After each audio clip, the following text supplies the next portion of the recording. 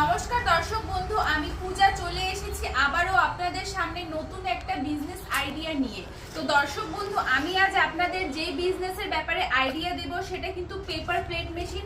আপনারা স্ক্রিনে মেশিন দেখতে পাচ্ছেন, এখানে কিন্তু বিভিন্ন ধরনের মেশিন আছে। এটা হচ্ছে paper plate hydraulic double die machine, আর এটা paper plate hydraulic single die machine.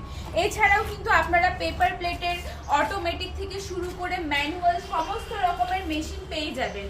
তো দর্শক বন্ধুরা, আপনারা যদি এই মেশিনটা নিয়ে বাড়িতে বসে বিজনেস শুরু করতে চাইছেন, এটা কিন্তু খুব একটা প্রফিটেবল বিজনেস।